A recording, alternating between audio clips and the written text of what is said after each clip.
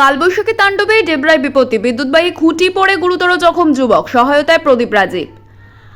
আকস্মিক কালবৈশাখীর ঝড়ে লন্ডভন্ড পশ্চিম মেদিনীপুরের ডেবরা এলাকা। প্রকৃতির এই রোষে প্রাণ সংশয় তৈরি হয়েছে এক যুবকের। মঙ্গলবার বিকেলে ঝড় চলাকালীন ইলেকট্রিক খুঁটি উপড়ে পড়ে গুরুতর জখম হলেন ডেবরা ব্লকের ভোগপুর এলাকার বাসিন্দা 25 বছর বয়সী যুবক সুনীল মাইতি। স্থানীয় সূত্রে খবর, ঝড়ের দাপটে আচমকা একটি বিদ্যুৎবাহী খুঁটি সুনীলবাবুর গায়ের ওপর ভেঙে পড়ে।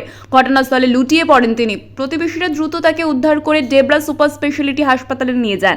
তার আঘাত অত্যন্ত গুরুতর হওয়ায় প্রাথমিক চিকিৎসার পর চিকিৎসকেরা তাকে স্থানান্তরিত করার পরামর্শ দেন। দুর্ঘটনার খবর পাওয়া মাত্রই ডেবরা সুপার স্পেশালিটি হাসপাতালে পৌঁছান ডেবরা ব্লক তৃণমূল কংগ্রেসের সভাপতি প্রদীপ কর এবং ডেবরা বিধানসভার তৃণমূল প্রার্থী রাজীব বন্দ্যোপাধ্যায়। তারা জখম যুবকের চিকিৎসার খোঁজ খবর নেন এবং পরিবারের সদস্যদের সঙ্গে কথা বলেন।